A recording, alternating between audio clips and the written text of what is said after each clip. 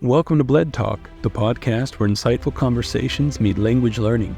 I'm your host, Samuel Bledsoe, and on this show, we dive deep into a variety of topics with fascinating guests from all walks of life. Whether you're an English learner looking to sharpen your language skills, or simply someone who enjoys thought-provoking discussions, Bled Talk is something for you. From engaging interviews to solo episodes filled with knowledge and inspiration, join us as we explore the world one conversation at a time. Get ready for a journey of learning, curiosity, and meaningful dialogues. Welcome to Bled Talk. Welcome, everybody, this week to this episode of Bled Talk. We are here with Scott Lowe from Instagram, aka Cool Guy. He is a fantastic English teacher, content creator. He, I think most people here know him and have seen his videos. And Scott, thank you so much for coming on to the episode and for talking with me. The pleasure is all mine, bro. It is good to be here. Might I just say that you are a very gracious host, and you guys don't get to see all the behind the scenes, but this is a full production. This is a quality program, and you've clearly done this before. So I'm happy to be here. Thank you. But cool. Well, Scott, let's go ahead and let's get right into it. Kind of tell us how it all started, like why do people know who you are? Why do a lot of people recognize you in the mall and things like that? Or, those kind of things. Why does all that happen? Why do we know who you are? Sure. Well, you know what? It's all the paid advertisements that are flooding your Instagram feed from Fluency Academy. I mean, that is part of it. No, but I guess going back to the beginning, well, I'm from Colorado, here in the USA, and I had the crazy idea to serve a mission for the church I go to. It's a volunteer mission for 2 years. Sam, you did the similar thing, right? I'm not sure if your audience is familiar. I did it. Mine was in São Paulo. Yeah. Yep. So, I had this crazy idea, but we don't get to choose where we go. It's just like a, yes, I want to do it. And then the church assigns you to a certain place in the world. I imagine maybe they throw a dart at a big map on the wall, and then maybe something like that. Maybe it's a little more inspired than that. Fortunately for me, they chose Brazil, specifically the Amazon region. So when I was 21, I packed my bags and I flew off to the Amazon to, talk to people about God, about the church, and just be of service, essentially, for 2 years. And that was my first time in Brazil and my first time speaking Portuguese. And it was amazing. Fell in love with it. And I've been trying my best to stay in touch with Brazil any way I can since then. And that's it. That's me. Cool. No, that's awesome. And so okay, so you went on your mission and you were one of those people that got that, you got the notice that you're going to the Amazon, and I'm sure in your mind you were kind of rainforest, I'm going to be walking in the middle of the... See, because I thought that too for a split second, and then I looked up São Paulo and I realized that there is no forest and it's just concrete and buildings and more buildings. Yep. And so for me, what I thought of Brazil when I was, as a typical American, I didn't get that because of where I went. But for you, was that different? Was it did you get there and you're like, this is exactly what I expected, or what? How was the experience? You know what? Sort of yes, sort of no. So I didn't know much about Brazil just as a whole before my mission. But one of my favorite video games takes place in Brazil, and I had played that before deciding to become a missionary. It's called Max Payne 3. It's a very violent but very fun video game. And it takes place in the slums of, it's supposed to be São Paulo, but it's more just like a generic sort of big favela style Brazilian city. And so that was basically my contact with Brazil. It's not like I took it at face value. I knew that it wasn't all just shootouts and danger and stuff. But something I did love about that game and the scenery was just how even though there was a lot of city, there was also a lot of green and forests and nature sort of incorporated and living together with the city. Um, so anyway, the little bit that I knew about Brazil, I was very interested in. Um, so I was stoked when I saw Brazil. I had no idea where Manaus was. That's specifically what they said is the headquarters of my mission. That's where I was going. So I looked up Manaus, and then I found out that it was a very large capital city of like 2 million people, just sort of in the middle of the Amazon rainforest. Um, so it was better and different and more wild and wacky than I could have ever imagined before going, I think. Yeah, no, that's crazy. It's interesting that you talked about Manaus. It's like 2 million people just right in the middle of the forest, because that's really what it looks like, at least in my opinion. Whenever I went to Manaus, it was like you go there and there's a big city, and then right outside of the big city, there's like nothing. There's just forests and everything. And so it's like you can go on the street and it's just city, trees, and that's it. Exactly. And it's really cool. It's a really great place. And so cool. So you spent your 2 years there, then you went back and you're like, I loved it. It was wonderful. What made you decide to kind of pick up like social media or like English teaching? What kind of got you into doing that? That is an excellent question. I never really wanted to be a teacher. I guess that wasn't my intention when I became a teacher. Funnily enough, it had occurred to me just a long time ago in my teen years, a million years ago back in my day, that teaching would be kind of cool because I like presenting and talking to people and things like that. But I wasn't like the most engaged student, so it just didn't seem like a great fit. And then after high school was over, I just sort of, wandered around for a while, not really sure what I wanted to pursue. But one thing that I always liked was YouTube. I've been a big fan of YouTube videos since 2005 when the site was created. And that continued from when, during I was in Brazil as a missionary. Unfortunately, I wasn't allowed to watch a lot of YouTube videos. But I was a big fan, and I really started to admire the creators of YouTube and the production side of it, and how they crafted a story and made it interesting and engaging, and just started to get really excited about all the technical aspects. So by the time I was done with my mission and back from Brazil, I'm back in the USA. And, deep inside of me, I was like, I know what I want to do. I want to be a YouTuber. I want to make videos. But let's see, this was 2017. So, I mean, not that long ago, but it kind of is a long time ago. And at the time, like if I were to tell people that, my career path, I'm going to be a YouTuber. It's funny now because YouTubers can be millionaires and rich, and it's not the case for me.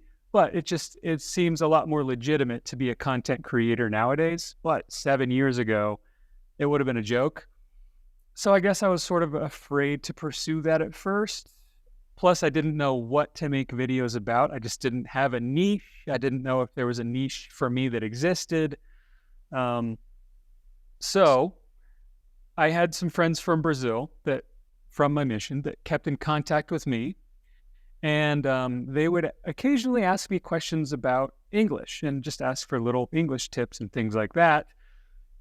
Back when I was in Brazil living there, I was pretty bad about this because I just wanted to be immersed in Portuguese. So when somebody would ask for English advice from the gringo, the English speaker, I would just avoid it. I would be like, I'm really just trying to speak Portuguese. Like, I'm not an English teacher, buzz off. I don't know if you can relate to that experience. Actually, what I did with a lot of people, and this sounds kind of, I guess, different. It's like when I knew that somebody spoke Portuguese, I only spoke Portuguese to that person. If they asked me a question, I tried to answer it. But I as well as I do, just because you speak English doesn't mean that you know how to explain everything and you can help people really understand it.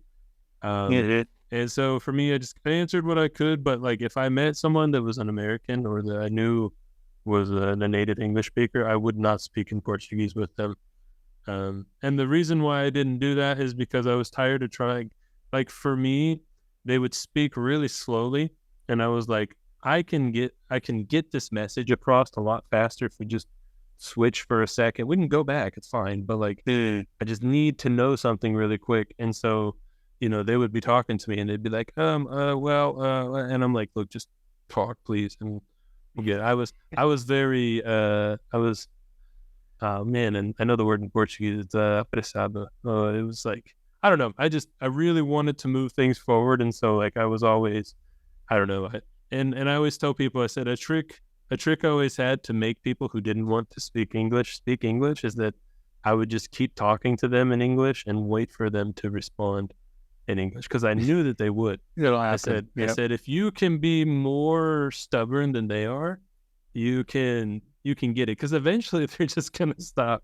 They're going to stop trying to translate what you're saying and respond in Portuguese. Looking back, I know that maybe wasn't the smartest choice, but No. I think that's smart in a lot of ways, and I think nowadays I have adopted more of that technique. At the time, I was just very stubborn, and for me, I knew that just the only way I was going to get the language is if I just sort of tried to forget English. So I would just all Portuguese. If there was like a missionary from the U.S. talking to me in English, I would respond in Portuguese, and maybe they were annoyed by that, but like I just had to get it. Right. But now, yeah, I can definitely see the value in like, hey, let me just the path of least resistance. Let's cut to the chase. You know what I'm saying? So that was sort of me as a missionary during my first 2 years in Brazil. A little bit stubborn, didn't want to have anything to do with English. Afterwards, as people still sort of were asking me for some English tips and wanted to practice.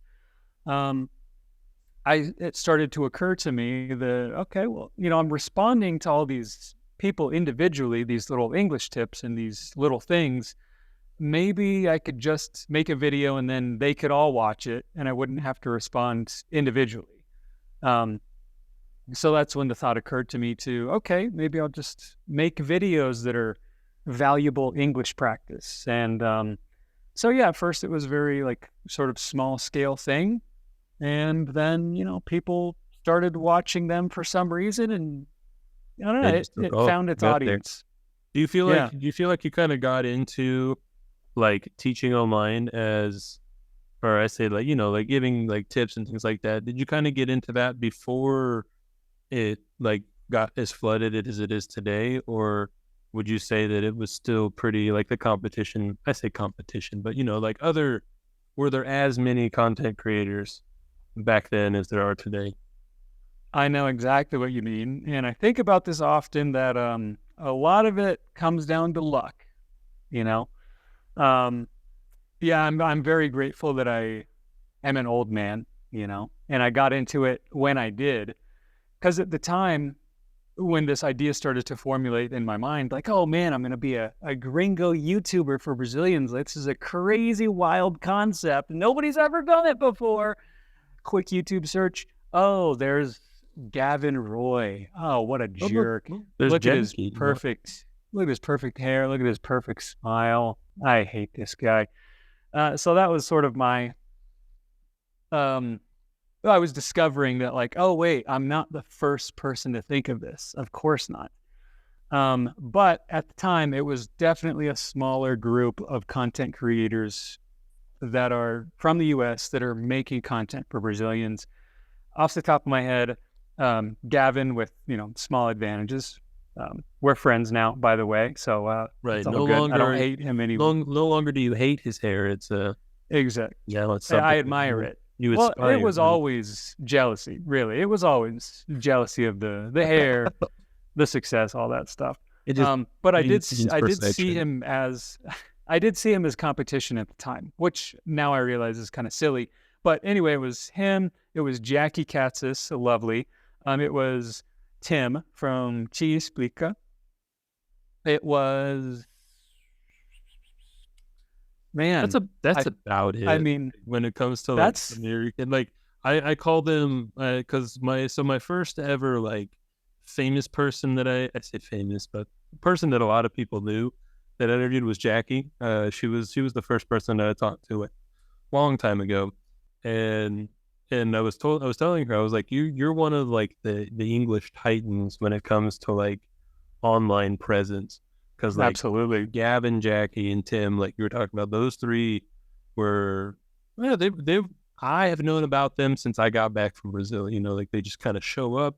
If you are into any Brazilian cultural thing, they pop up, and you're like, oh, look at that, some American dude trying to speak Portuguese, and like, you know, Yeah. and They then they you watch it, established and themselves yeah, at like the perfect time on YouTube.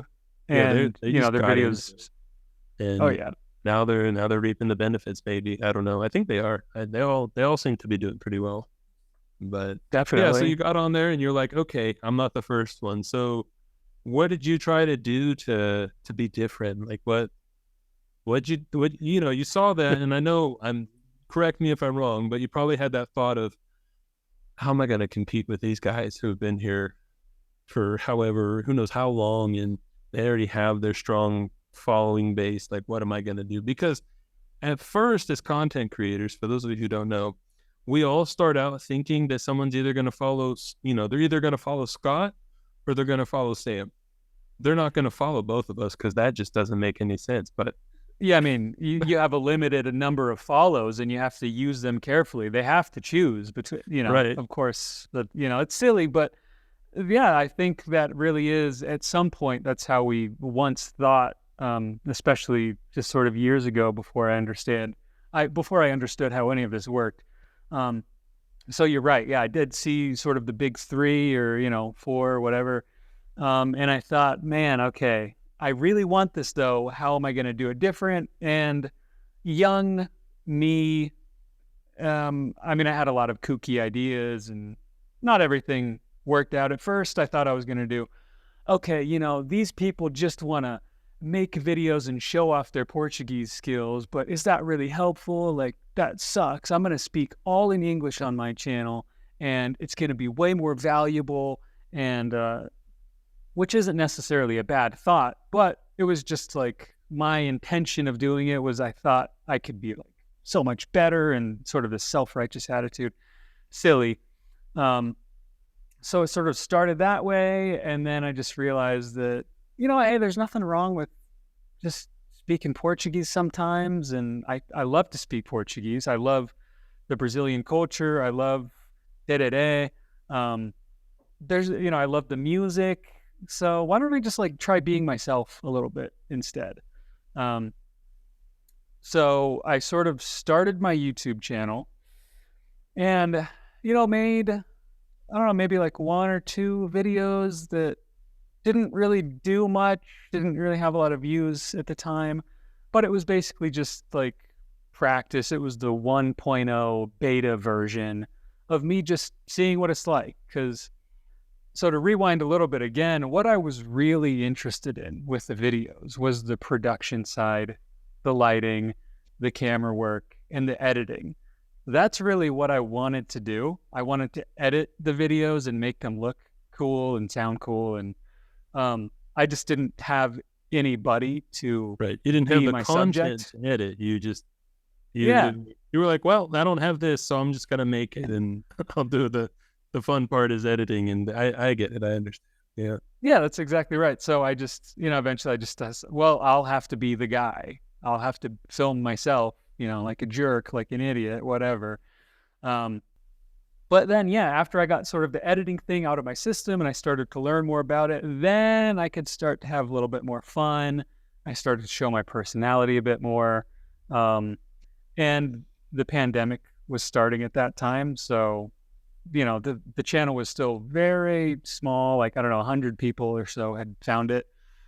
Um, but I started to realize that, okay, so I've moved back home. I'm back in the US. I'm at my parents' house. It looks like I might be here for a while. This whole COVID thing is looking pretty bad. So I just decided that in the year of 2020, I was going to get my YouTube plaque because that was just my whole thing. I had always wanted to be a YouTuber. That was like, oh, the holy grail. So I made the goal. I didn't really know how. I didn't have a strategy or whatever. I'm just going to keep making videos until they get good. And then I'm going to get to 100,000 subscribers. And, well, somehow I did it. I mean, a lot of things happened along the way, but yeah, long story short, I got there, and here I am now. Yeah, no, cool. So it was kind of like, I always tell people that I think for some, for most people, obviously the pandemic was terrible, but, I know there's a lot of positive things that came out of, I would say positive consequences, that kind of came out of Sure. it. And for you, it was like, you can make videos, you can dedicate time to videos, you can really kind of, in a way, like harness your craft, and just, hone in on it, make it better. And then that happened. And so when did Fluency come into play? Like, how did that happen during that time, or were you already with them, or did that happen after you were able to achieve what you did? Excellent question. So another thing that I was doing at the time during my buckle down and focus on YouTube phase, I was like, fortunately, I didn't have a lot of bills or expenses. Pandemic, I was just back at my parents' house for the time. But in order to have a little bit of money to not feel like a total loser or leech, whatever, I started doing private classes online, conversation classes in English. It was an online platform, and the audience was worldwide. It wasn't just Brazilians, but in order for me to get on this platform and get students, I had to make an introduction video. So first of all, I liked that. I was like, okay, cool. I'm going to make this video, get the lighting just right. It's going to be beautiful. And it turned out pretty good. And I was able to show my personality in that little teacher introduction video. A lot of students found me that way, and I was able to make a little bit of money on there. But also Fluency found that introduction video somehow. This was way, way back when. So the first time they got in contact with me, I had never heard of them. No offense to Javi, the founder and everything, but I wasn't his target audience. And they contacted me because they were putting together their first version of the course, basically. And they just needed a native speaker who was good on camera, who could record from his home to do some classes, just some freelance work. So after seeing my teacher introduction video on this teaching platform, they found me and they offered me, a little bit of money to make some classes for their course. And of course I said yes, because when you're starting out, just the idea of making any amount of money doing videos is crazy. It's like, of course, dude, I'll do whatever you want, please. So I did that. I made, just some little videos for the course, but it was all in English. And I was still sort of a nobody at the time. I didn't have an audience or anything like that. But I was like, okay, guys, well, here's those classes you asked for. I also speak Portuguese as well. So in case you ever want some more stuff and they were just like, okay, thanks for the videos. Like, well, we'll see you around, basically. Because, who was I at the time? Right. But let's see, maybe like a year or so later, after I started to have an audience on YouTube and stuff like that, then they got back in contact with me. Luckily, they saved my information, and they said, "Hey, Scott, we're putting together a team." It was Nick Fury from the Avengers with his eye patch. We're assembling a team, like the Avengers. And so that's when we launched the Fluency Instagram. That's when the idea of the freemium model, basically just meaning that we make free content for people, and then they find value in those tips. And then if they want more, then they buy the course. So we make free content to get more students. And it's, and anyway, yeah, that was the beginning, and that's how they found me and then rediscovered me after that. So I've been with them ever since. So you were part of the original, like the original squad, right? The original. Just call me Steve Rogers, Basically, please. yeah, I know. That's awesome. That's really cool. Yeah, no, it's cool to kind of hear the story and things. And what's crazy is like it sounds like something that happened a long time ago, but it really wasn't that long ago. I wouldn't say, I disagree. It was 40 years ago. I know it that feels like it. Right. That's like it's like that meme, right? It was like January was a really tough year, but we got through it. Like because I understand. Like sometimes it just feels like where's the time going, and it feels like it was 10 years ago, but it was yesterday, and then it's For like sure. it feels like it was yesterday, but it was 10 years ago. It's crazy how we get old and we don't know how to think anymore. But It's a trip. but no, that's awesome. And so kind of like shifting gears, cool. Now we got the backstory. We got it. We know how Scott Lowe became the Scott Lowe, right? So tell me this. What is something in Brazil, like the culture, that was just an absolute shock to you? It can be negative, positive, it doesn't matter. But like something that was just so much more different than you thought it was actually going to be. Man, this is a tough one because as missionaries in Brazil, we also have our own culture. Yeah, and that's what I was first immersed in. In my case, at the time, with missionaries, often you have a mix of people from Brazil, from other Latin American countries, from the US, heck, even, from Europe sometimes. In my case, at the time, it was really tough to get a visa to Brazil for an American citizen. So when I got there, it was mostly Brazilian missionaries. So, young guys my age, but from Brazil, and then guys from other Latin American countries, and the very few Americans. So even though we as missionaries, young guys in the church, we had sort of our own culture, a lot of it did have to do with those guys being Brazilian. So one of the first things, like on my first day, of course, everything was so new and shocking and hot and humid, and I was overwhelmed trying to speak the language. I guess one of the things that I remember when I think back is just how loud and expressive everybody was.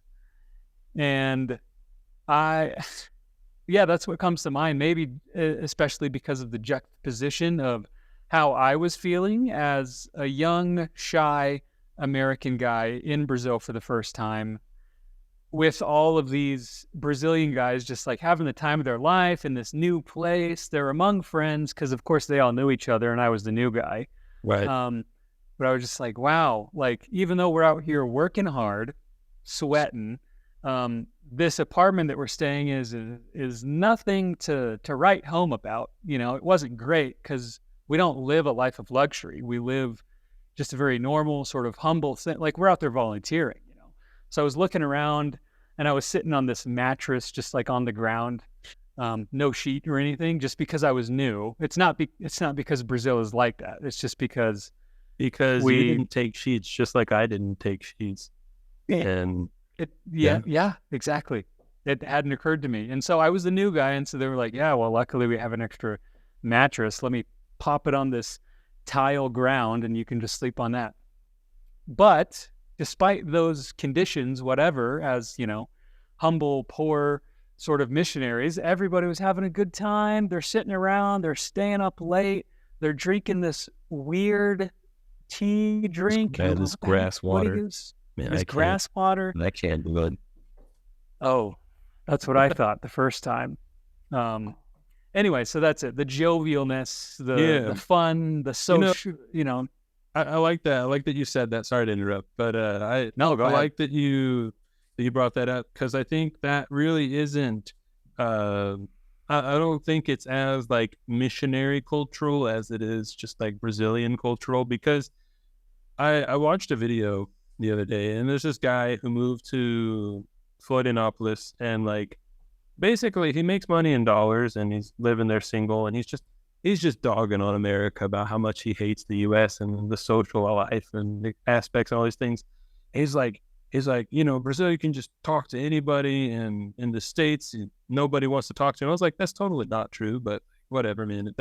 If that's how you feel, then sure. But something that I talked about, because I'm the kind of person that comments on things like that, just because I feel like somebody has to has to say something. I was telling him, I was like, I think something to admire about Brazilians is that, in spite of the financial hardships that most people have to go through, in spite of people not making ends meet, in spite of families, people not having the father at home, or even the politics and how corrupt they can be, people will still find a time to be happy. They'll still get around and do a churrasco and everything like that. And I think that that's very admirable, because it feels like in the U.S., when you have a bad day, for example, Scott had a bad day in the morning, he gets home, he's going to just kind of like, be a bum the whole day because it was a bad day. But like in Brazil, it's like, my day sucked, but I'm going to go have fun with my friends. Like they find a way to just leave it where it is and get back to it later. Whereas I feel like Americans, when we have a good day, everything's great. But when it's a bad day, it's like, it sucks all the time. And I totally agree.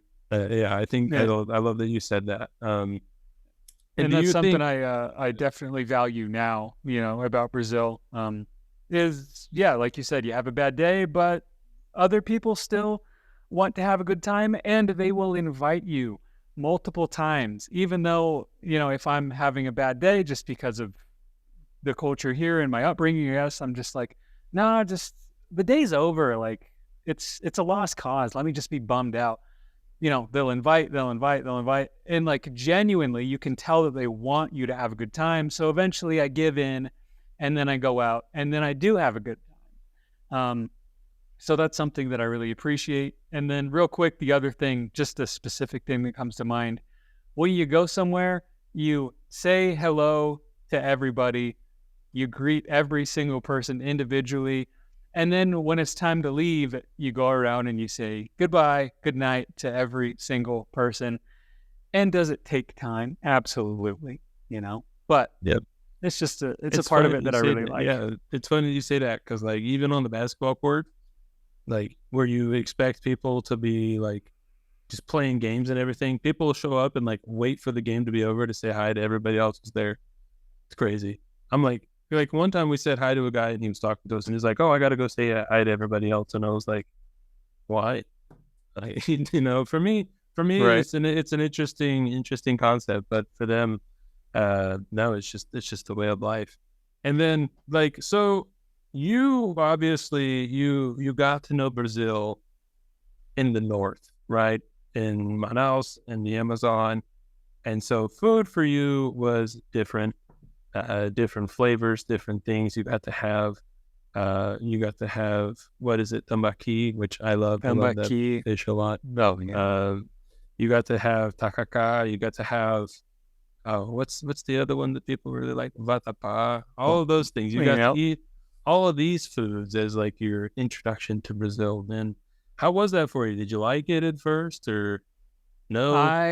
I loved it, and I went into it I was never a picky eater, so I just tried everything, and I soon realized that, hey, it's all delicious.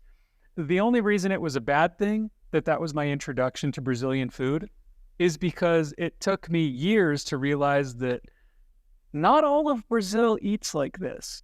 So then I was a little disappointed when I went back to Brazil, and then I left the North region. I ventured into, São Paulo and Rio, and I was like, okay, wait, where's the tambaqui though? Like, where do I get a good tacacá? All these fish and delicious things, and what the heck? This is acai for you guys? Right. So I was spoiled, essentially, in the North. I was spoiled. I think, but I do think that the South has its foods that I really like. For example, I think that churrasco in the south of Brazil is, you can't beat it. It is probably the best that there is. Even the way that they make it, the way that they do it. And I even tell people, like here in Curitiba, I think that they do churrasco better than in São Paulo. And I'm sorry to all of my friends in São Paulo, I love it, but like here in Curitiba, and then even farther down south, like in Rio Grande do Sul, it's super, super good. And then pizza is like, that's a São Paulo thing. Like if you want to have good pizza, like São Paulo is the best place. Now, pizza is in itself a whole different discussion on whether you absolutely like it. So that's actually a question I do have for you, because I talked to a New Yorker one time. I don't know if you've heard of Seth, but he has a channel. Yeah, the Amigo Gringo, right? We talked about pizza, and we both agreed about pizza in Brazil. But what's your take on it? Do you like it? Do you think that it's better than in the U.S., or what's your thoughts on that? Well, now we're going down a whole different rabbit hole. I mean, I could write a whole dissertation on pizza in Brazil and my opinions on it. First of all, I would say that yes, pizza is 100% better in Brazil. And I love pizza. I've always loved pizza. But after trying Brazilian pizza, there's just no going back.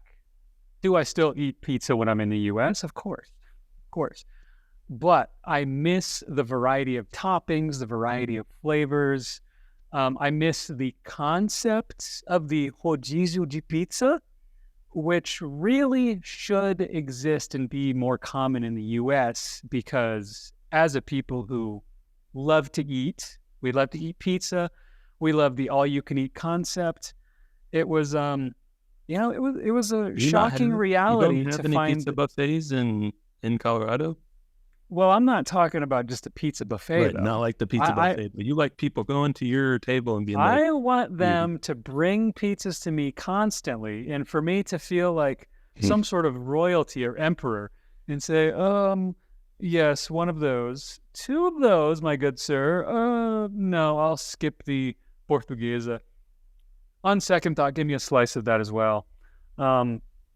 That's just a concept that I fell in love with as a missionary and subsequently gained like 10 plus pounds, but that's all good. Okay. No, that's fair. That's a fair statement. That's different than what I feel. Because like I like Well, now Brazilian I'm very pizza. interested. Well, here's the thing. Here's what I tell people. I say in most people's minds in the States and the US, like if you ask them what's the most important part of a whole pizza, they're gonna tell you that it needs to have a good crust. And they're going to tell you that it needs to have a good sauce. And they're going to tell you that it needs to have a good amount of cheese on it as well. I feel like those are the 3 things that are important to a good pizza. The toppings they just make it better. Or if you like pineapple, they make it worse. But it's up to you with toppings. Now, in Brazil, it's completely opposite. The most important thing on the pizza is the toppings. If you eat the bread, the crust by itself, it's not good.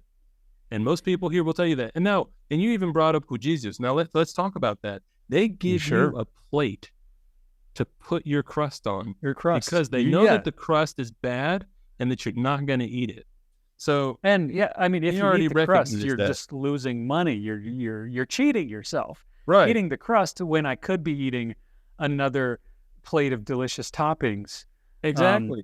Well, but here's the thing. I've seen people who like scrape the topping off the pizza and then just like, put the crust on the side, like the whole crust, like even the bottom part of it. And so that's just cheating. Well, that's cheating. I was gonna say. So like to me, what I like in a pizza, I don't see it here, but I respect the idea that the toppings should be over the top. And so we got a pizza snob over here. Hold on, did Seth indoctrinate you with his New Yorker ideas? You would be surprised to know that I told Seth my idea and then he agreed with me. Because but here's the thing, like I said, I'm not saying that pizza in Brazil is bad.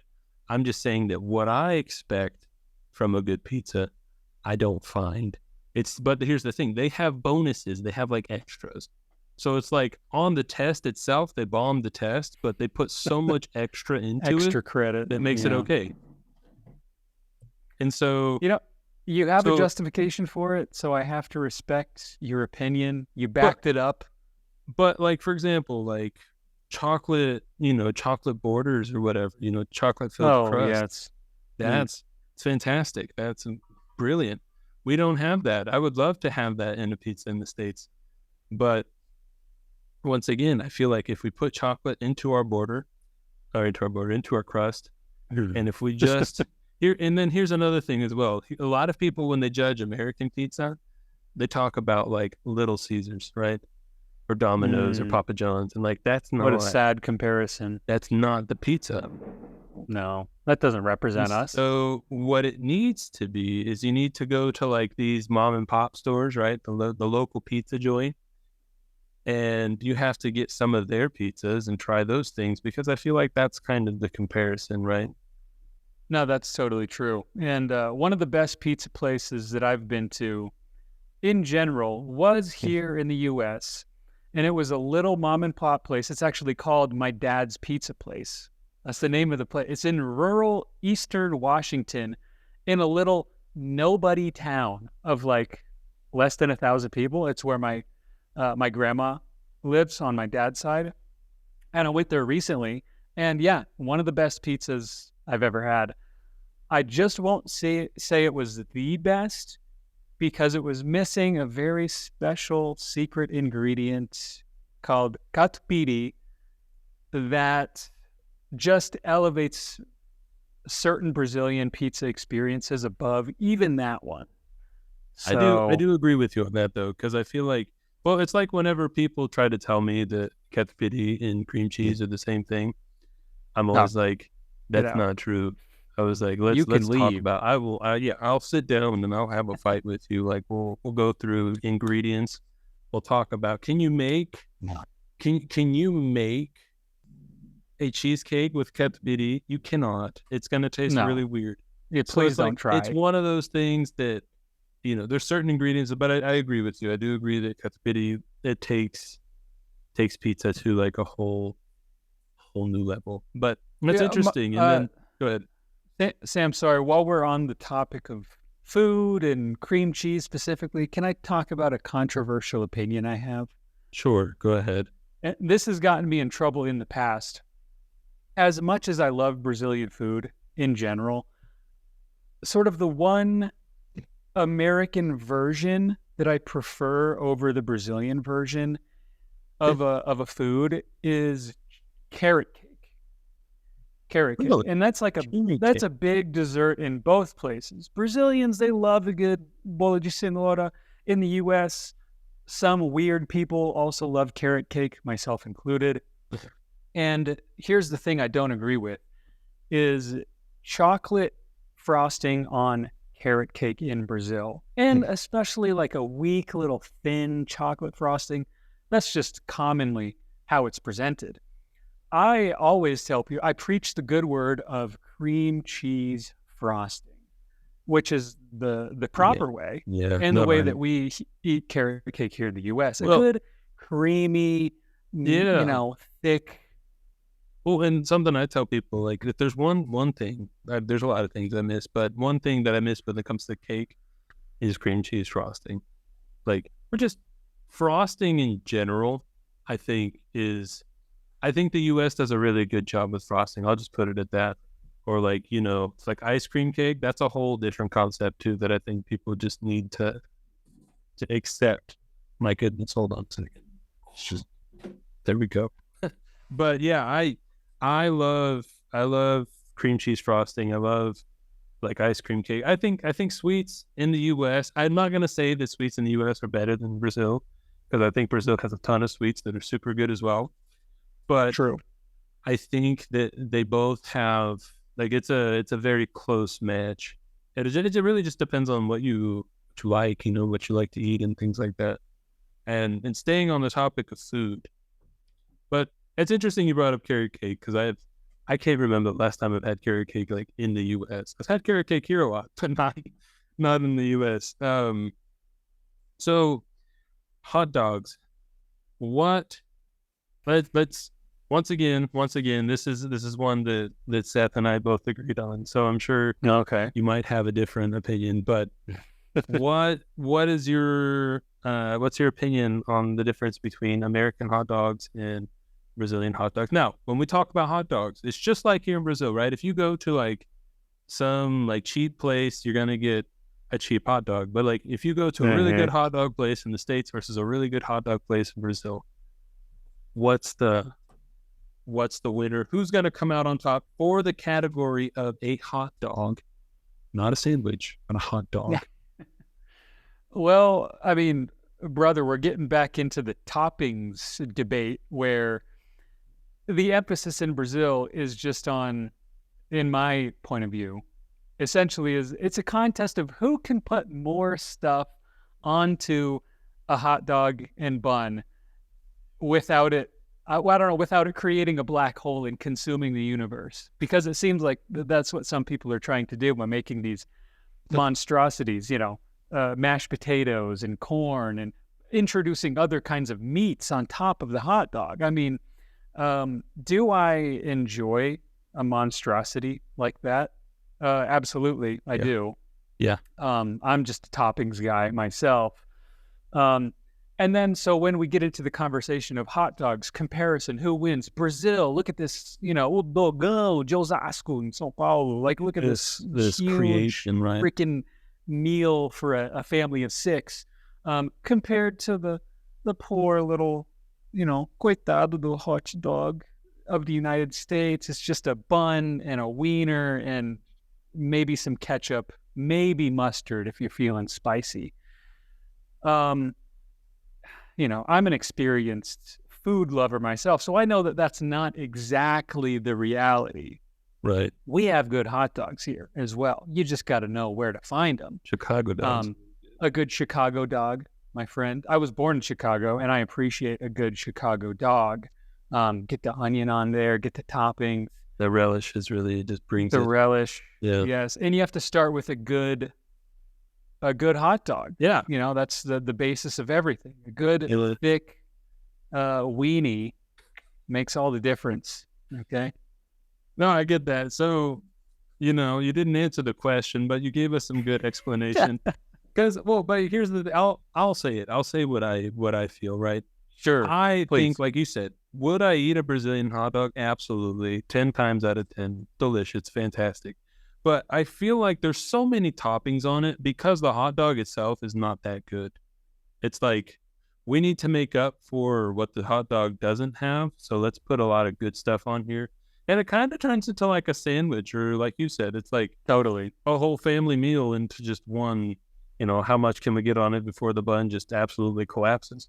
And the thing is, in the U.S., I think a lot of people appreciate a good wiener, or a good sausage needs to be on there. Oh, yeah. I always tell people, like, New York. If you go to New York, they have a lot of good Franks, right? Or if Chicago has really good hot dogs, but like the good, like all beef or whatever hot dog you like. In the U.S., it's about that taste of the hot dog, whereas here it's like, let's try and hide it so that you don't taste it. It's there, but like let's make you taste other things. And so, like, when it comes to just a meal itself, I think it's delicious. Would I consider it like just a hot dog? Like if I wanted a hot dog, maybe not, because like, for example, when you look at, once again, we go back to the aspect of the hot dog, the basis of it, right? You have to have a bun, you have to have a wiener, and I think that's about it. And so, like, the bun and the wiener itself here, they lack, where they have a lot of potential, but the toppings, once again, just absolutely brings it together. Whereas in the U.S., the bun and the wiener itself, they can hold their own. I think. I don't know. I think you're right. I think we're getting somewhere in this debate of, the hot dog U.S. version versus the hot dog Brazil version. In my point of view, in my, opinion, Brazil wins, but because they cheat. They cheat by adding all of these amazing things, like you said, maybe to hide the taste and the experience of the hot dog itself, the wiener, that may be lacking. So they win, but maybe it's not a fair fight. Yeah, well, that's just my opinion. But the some of the things, it's kind of like how people, for example, it's like going to Taco Bell in the U.S. and calling it Mexican food, right? I think it's Americanized Mexican food, and I think that there are some, like in the U.S., a lot of times things become Americanized, but there's also the original. And a lot of times when people have the debates on which is better, we like to talk about the original versus the modified. And I think something in Brazil, especially like in all foods, really, sushi or Italian food, whatever it may be, there are original places, but most people don't like the original. They prefer the Brazilified version of it, like sushi, right? Like what place in the U.S. puts cream cheese into sushi? I don't like sushi. The good places, actually, but in Brazil, I like sushi because it has that cream cheese. They decided to do something different, and I think that whole like if you were to summarize everything or just put it all into one thing, it's like it's different. It's a different thing, and so if you don't like what the original is here in Brazil, you can guarantee that you're going to find a different version that's probably going to be like over exaggerated and very large and have just 10 more things than what you expected on it, but it's probably going to taste really good. I think absolutely. Maybe that's a thought. I don't know if everybody has that. It's because like the debate that people have, they talk to me and it's like, I'm afraid to tell them what I think because I feel like they're just going to get mad. But it's like, look, I'm not saying it's bad.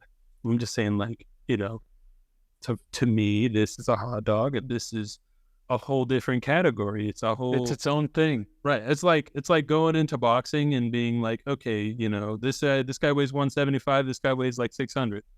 Let's see who wins. It's like this guy just has to fall over and it's over. And, totally. And so it's just, I think it's one of those things. And then like when it comes to like Brazil in general, do you ever get the question of like, hey, Scott, are you ever going to come live in Brazil, or do people kind of not ask you about that? Sure. Yeah. I still get that question because I guess it's because I put it out there so much, like how much I love Brazil and how much I loved living there. And, even after the 2 years that I was there as a missionary, I've gone back several times and stayed there, not as a tourist, not as someone visiting, but like I, moved in with a good friend of mine and stayed there for months. And I like that experience very specifically as being part of the community, making friends, just having sort of like a simple, realistic experience. And so because I like that so much, people still ask me like, hey, when are you just going to make the move? And I tell them, I don't know. Like my future is still very, it's fluid. Like who knows what could happen? Like I'm also the type of person that I love change. I love just to mix things up. So like the hybrid model for me is awesome. Like an ideal scenario for me maybe would be like 6 months there, 6 months here. I like to have the freedom of movement. And of course, I'm very blessed and privileged to even consider that. But, that is who I am. And that's sort of, I think that's a fair statement. I think I tell people all the time, like, we kind of forget what culture shock is sometimes because people think that like culture shock is like, oh, I went to the place and oh, this is exciting. This is crazy different. Like that's not culture shock, right? Culture shock is when you start to hate somewhere because you start to recognize all of the things that it's not. And those things accumulate. And I think I always tell people, I say, as a missionary, you don't really get to have that. You might, but it's not like against the culture. It's more against the mission itself. And so, but like when I came back and got married, you don't get the full experience, because you're sort of sheltered. Exactly. And when I came back and got married and I lived in Brazil, I married into the culture. I work in Brazil. I started to live how Brazilians live. At first I started to really create a dislike. And then after that, after I dealt with my demons and decided to kind of just start understanding things a little bit better, that's when I really started to love and appreciate certain aspects of certain things. And so I've gotten to the point where I always tell people, it's almost like, at first, it's almost kind of like getting married, like you're super in love, you absolutely love it. And then you start to realize all the annoying things that your spouse does. And then after that, you start to appreciate those things. You start to appreciate the differences that you have, and you create a much more mature, loving relationship that is almost, I would say, so much better than just that whole initial, like, I'm in love kind of thing. And so I kind of feel like I've had that with Brazil, if that makes sense. Absolutely. And so then I guess my question would be, I don't expect you to give me like a straight out answer, but I would like to know from you, because I'm sure a lot of people ask, which is better, the United States or Brazil? It's a loaded question, but like, answer it how you would answer somebody if they asked you on the street and you knew that whatever answer you gave somebody was gonna be like, like what's your honest answer there? I would say Brazil. I mean, that's the answer that comes to mind first and more readily. I guess just because I have more reasons to back that up. Yeah, and I think part of that comes back to what you were saying of like, it's only after a certain amount of time and a certain amount of immersion that you start to see the negative things, the things that you don't like. And, I've been living in the US full time, just with stints in Brazil for the last few years. So, of course, when I go to Brazil, it's all positive, and I don't have to worry about, paying taxes on my car or house, all those, little annoying things that I do have to deal with here. So I recognize that there's a little bit of that bias for me, but I guess just Brazil, there's just more things about it that I like when I think about the two places, just more pros than cons, I guess. Oh, that's a good answer. I like it. I also like that you recognize that it could change, right? It's not, and that's something that I do tell people when they ask me. They're like, well, what's better, Brazil or United States? And I'm like, well, depends on the day, really. I think, Sure. because after living here and like physically being, I'm going to say the word stuck, but like, don't act like, oh, look, you can't get out. It's like when you get married to someone and you go through the immigration process, you are stuck. You're stuck in that place, and you feel stuck, and that causes frustration. But then I always tell people, I know a lot of Americans who they have U.S. jobs, they get paid really well, and they come to Brazil.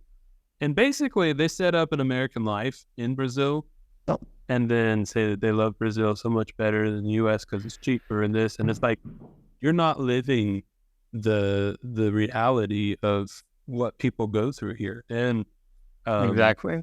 and that's what I tell people. I was like, if you make dollars, and if you and your wife are both either from the States, or you both have that culture in your family, and you're all moving together at once, it's going to be great because you're going to have a home base where you can kind of do the things that you like to do, but then you can go out and experience. Whereas if you come here and you don't know what you're getting into, right? This is something I always tell people, like, I absolutely love my wife and my family, but I did not expect all of the cultural differences that I have discovered in these last 3 years. But it's one of those things where I feel like a better person for having gone through those things. And I always tell people that, if there's certain things that you're going to love about Brazil, there's certain things that you're going to love about the United States. I always tell people, buying a car in the U.S., even though in the U.S., if you ask an American if cars are expensive, they're going to tell you yes. But if you come to Brazil and you try and buy a car, you're going to be like, holy crap, this is not, U.S. is cheap. How does anybody have a car in Brazil? Right. How do people buy these? And like, who's selling drugs? Why, how is all of this stuff happening? And that's the thing, is there's just so much stuff that you don't, I always tell people that I miss the little luxuries of the United States, because here in Brazil, little luxuries cost a lot. And so, like, if you like having a washer and a dryer, you like having both, it's one of those things where it's like, I never thought too much about it, but then living here, it's different. And then if you live in the north, maybe it's not as bad, because just going outside for 5 minutes, you'll turn raw bacon into burnt bacon. But like here in the south, so you'll have 20-30 days on end that you don't have a sunny day. And Next thing you know, your clothes have been wet for the last month and you can't figure out how to get it dry. And so it's a lot of these little things that I tell people that I miss because I don't think about them until I don't have them. But like, when we talk about social aspects, I think people are really open as well here. I think it's a very different, but also once again, I'm from the Midwest of the U.S. I don't think I told you, but I'm from like St. Louis, that area of the U.S. And so that's where my family's from. My whole mom's side lives in St. Louis. My sister lives there. I'm going there on Tuesday. Oh, cool. Well, I'm from the Illinois side. I'm from the Illinois side. Okay. So the better side. No, I'm just kidding. So I'm from the Illinois side of St. Louis, and there it's different. Like St. Louis itself is a whole different monster, but like the area, those people in the Midwest are different. They're not like these uptight, super like rude people. They're nice. If you stop at a 4-way stop, the guy will be like, "Oh no, go ahead." And the guy's like, "No, you go ahead." And it's like a 5-minute exchange of like who's nicer, and right. That doesn't happen. Totally. It doesn't happen in traffic here. It doesn't happen in traffic in a lot of big cities in the States. And so, that those kind of things, I always feel like sometimes it sounds like I'm defending the U.S., but it's just because I always hear people talk so negatively about it. And I'm like, you can love both. Right. It's okay. Yeah. I think there's really good things in both places.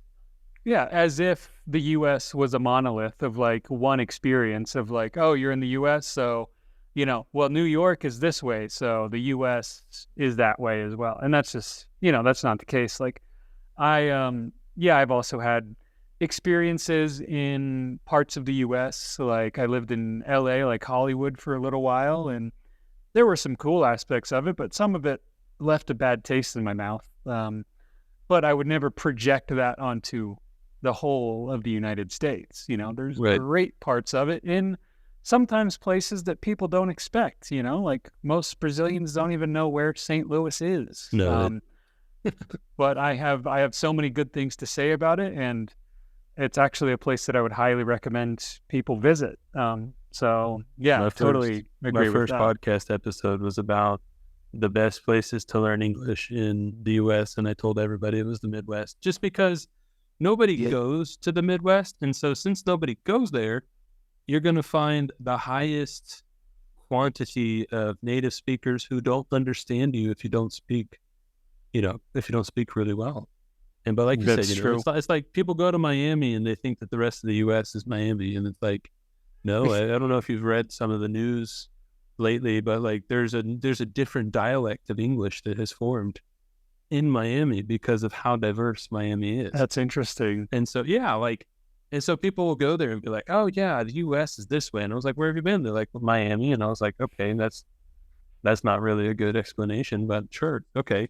But kind of going back to the question, I always tell people it just depends on what you like. I know people who absolutely love Brazilian culture 100%. They don't see any wrong thing about it. And I always tell them, you probably won't like the U.S. Like you probably won't like a lot of the culture there.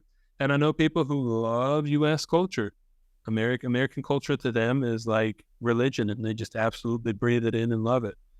And if you love everything about it, you probably won't like Brazil. You kind of have to be someone who likes a little bit of both, right? Likes, if you have to like drinking your tereré and then, also having tereré with eggs and bacon and waffles at 9 a.m. in the morning. Like that's a, Totally. That's the mixture you're going to have to kind of go for. So I think that's the gist of it. But I appreciate you answering the question, because I know sometimes people get a little uncomfortable with it. And they're like, I don't know. But it's different. That's and okay. I love loaded questions. Yeah. How have you... Go ahead. Sorry. I was just going to say, I love, controversial questions, loaded questions. Just don't ask me about Anita on here. Don't worry, I have no plans on asking. But, okay. Unless you want it, do you want to tell me about Anita and how you feel that she's a great symbol for Brazil? No, I mean, it's just sort of like an inside thing with, I guess, people that follow, my channel and things like that, is that Honestly, my taste in music, Sam, is not what I would call very refined or elegant. Um, I mean, I like a lot of music that a lot of people would consider bad. But if it's fun and it's got a good beat and stuff like that, like I love it. So You're telling me I've that always, you don't listen to hymns all the time? I don't That's actually, I thought that surprisingly. you would, I honestly. know. No, actually, a lot of Brazilian funk, a lot of forró, just piseiro, a lot of stuff like that. Anyway, I've always been like a fan of Anita. Not saying that she makes bad music, but I have always been sort of a fan. And then a few years ago, I made a video reacting to her new music video, and at the end was the reaction of the music video, and I had a lot of good things to say about it. But at the beginning of the video, I said some, I guess, some more, not even controversial, just like I wanted to give the perspective of someone living in the U.S. of Anita, which is essentially, who is that? Right. Especially at the time. This is when Girl from Rio came out. It was like this, supposed to be this huge, big hit that like, she's going international, baby. She is, a star in the US. She's Beyonce level. And essentially I was just telling people like, hey, I'm reading the comments on this video and like, they're great and it's good, but like, it's all Brazilian people. Like that's her audience still. And to be fair, that was a few years ago. I think now the conversation would be a little bit more nuanced. But at the time, I was basically just saying like, hey, I'm an Anita fan, but I'm an anomaly. If I ask 10 people on the street what do they think about her, 9 would have no idea who she is. And that's not a bad thing. It's just that she hadn't broken out internationally like people were saying. And so I just challenged that view. And then her fans, how fan bases are. Yeah, Scott got attacked. They came for me. Yeah. And it was hilarious because it doesn't affect me. It's totally fine because you have to have a thick skin as a creator. But anyways, people still tease me about it just because like the gossip articles on Fofoca websites had gotten a hold of the story and they were writing headlines and stuff like, North American YouTuber, like, makes these accusations about Anita and like saying she's getting like fake views and stuff like, and I was just like, wow, this has gotten a little bit out of hand, especially because I was an enjoyer of her music. Right. So like you're actually, I was made out to be, yeah. So it was funny. I guess the last thing I'll say about her nowadays is that still think she's cool, but I wish that if there was like a face of like pop diva Brazil, I wish that it was Ludmilla instead of Anita. And that's just what I'll say about it. I'll leave it. We'll end it on that note. You guys can tell us what you think. But no, that's cool. I like your story. That's fun. But yeah, so you said that you listen to music that's bad. Not some people would say is bad. Right. When you say bad, it's not like it's bad music, like it just doesn't sound good, but you're saying like maybe they say some things that are adult topics. I'm a huge like rap fan, and not like, oh, perfect, like not like NF rap. Like people talk about him and they're like, oh, it's great, and I don't ever think he's gonna watch this, so I can say that like he's good, but like when it comes to good rap, like I'm somebody who really likes to get into the genre. Like I always tell people I really respect Tyga. Do you know who Tyga is? Sure, yeah. Okay, good. For back in like the Young Money crew. Yeah, I think like so, Lil Wayne. He does a lot of single stuff now, and he. I haven't heard his new stuff. He even did a song with a guy here. His name was MC Kevinho, and they did a song together. I know Kevinho, which was that was good. I'll send it to you afterwards. So I'll have to check that out. Listen and enjoy it. But I listen to a lot of music like that as well, and I always tell people I like him because he knows what he talks about. He may talk about like money and sex and stuff like that, but at least he knows it. Like he's not trying to like put on a front of something else. Like he's just living his life. And but anyway, yeah, no, Yeah. music is. I love music here. I love music there. Music is great. But Scott, we're getting close to the end. As much as I don't want us to be at the end, we're there. And I wanna ask you something that I feel like a lot of people would like to know. But like, what would you tell somebody who is not necessarily like English, but like, for example, you're talking about how much you love culture in Brazil. You love the culture here and things like that. What would you tell somebody who loves their culture, for example, like a Brazilian who loves being in Brazil, but they move to the US? How would you tell somebody to keep their culture even when they move somewhere else? Like, how have you been That's a able tough. to maintain the Brazilian things that you liked even living in the US? Well, man, I guess in my case, something I do is just like a small thing is like tereré. It's like a big culture, not in most of Brazil, but I actually started drinking this when I was living in Acre, which does exist, It by the does way. exist. There are dinosaurs It does there. exist. No, I'm just kidding. It's big in Mato Grosso do Sul, which I've never been to, but it's also like a big thing in Acre as well, and some other parts of the north. Um, and it's more than a drink. It's more than a tea. It's like people familiar with chimarrão, they know what it is. It's like gaúcho that like chimarrão. They've always got it. They carry it around with them. And when they drink it, they get their buddies together. They're sitting out front of their house. They're passing it around, and they're just having a conversation, a good time. And that was my experience in Brazil. And that's why it's so near and dear to me now. Besides the fact that it's refreshing and minty and tasty and delicious, it's also all the good aspects of like just getting people together, having a conversation. We're doing it remotely right now. And you don't like that today, but that's okay because we're having a I chat. respect it. I know how important it is. It's just I always tell people I try it. I always try it when somebody makes it. I'll drink, but Yeah. it's one of those things where I drink it and I'm like, thank you. That was wonderful, but that was enough. Well, next time I'm in Curitiba, we'll have to make a video in person, and I'll bring some of the good stuff. Then All you can right. try it Okay. again and have the same reaction. But I guess just the small things like that, I think it makes a difference of staying in contact with the culture. And then, whatever your other favorite aspects of your own culture are, whether it's football or, soccer, if you want to watch the games and, follow your favorite team and just stay in touch with it that way, or if it's just like the small little things that people do. Like I mentioned, greeting everybody when you go somewhere. Maybe people will find it weird here, but I don't think so. I think they would just think like, oh, that's a very friendly guy. I like him.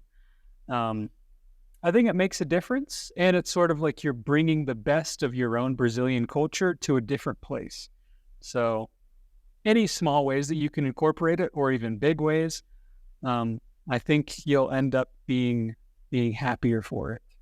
Yeah, no, that's great. I think that's wonderful. Kind of like, you don't have to make everything Brazil or like everything American. You kind of just do little things that'll always remind you of who you are and kind of what you like. I always tell people like one thing here in Brazil. I know this would maybe is a controversial topic, but like a lot of times here, people like to split the bill with everything. Like you'll do a party and everyone will be like, all right, everybody's going to pay for this. And I'm like, at least for me, where I'm from in the States, in my region, it's not common for us to like invite people over to our house and then ask them to pay a part of the bill. And Right. so like, that's something that I do. And like, even my wife, she'll be like, well, why, why are you asking them to split the bill? And I'm like, it's just something from me, something that I really enjoy doing. I like it. I like to have, if I have you over for, to have lunch, I want you to just experience it and like it, not feel like, oh, I need to get my money's worth here. Like I want you to just enjoy it. And so I that's kind of agree. something that I do to keep some of my Americanness with Yeah, I me. think that's a great example of like a small like American gesture, especially, we're from the Midwest. So that's like a very cool thing to incorporate. And Yeah. I would agree. I like that as well. Guys, I It's got this. I'm happy to do it. yeah, it's just something that you do because it's what you do when you have friends, right? That's that at least for us, it's how it is. But like, when I move back to the States, I fully intend on keeping Brazilian traditions and doing certain foods and do different things. And I think that, especially because I have a son and he was born here in Curitiba, and I don't want him to forget that he's Brazilian, as much as he can grow up in the States and speak English and do all of that, I want him to remember where he's from, because Brazil's not a bad place. It never was a bad place. And I think it's important to incorporate, like you said, and a lot of people forget this, but American culture is not American, right? It's a mixture of all of them. And so the more you can bring to it, the better it'll be. At least I think. Absolutely. But yeah, well, thank you, Scott, so much for coming on to this episode. My pleasure. Do you have Thanks for the invite. Yeah, do you have any last comments or anything that you want to say? No, Sam, just that it was a pleasure talking to you. I'm sure this conversation could have gone on a lot further, but I think that just means that we'll have to do some more collaboration in the future. And next time I'm in Curitiba, I look forward to being invited over to your house and for you paying for everything. I think that's awesome. I'll pay for everything as long as you bring the tereré. That's fair. You will be okay. No, I can totally do that. Just thanks for having me on, and everybody, thanks for watching. It was a real pleasure. And shameless plug, if you want to follow me as well, @scottlowe.br. I post a lot of English tips and silly videos and whatever. So, feel free to. I'll have all of your links in the bio. Don't worry, they'll all be there. I'll put good TikTok. I feel like you're on everything though, so I'll get all of Scott's links, and they'll all be in the description, so you guys can go follow him and buy his courses and then do everything that give him your money. I'll take it. Yeah. And your follows, obviously. Your love is more important, but money is love as well. So, you guys are wonderful. Thank you, everybody, for listening to this episode. Thank you for making it this far, and we appreciate it, and we'll see you next time on Bled Talk. Thank you for listening to Bled Talk. Don't forget to subscribe and follow us for more content. We are on all of the popular podcast platforms like Spotify, Apple Podcast, and we're even on YouTube. Don't forget to send in your questions and your suggestions. Thank you once again, and have a great day.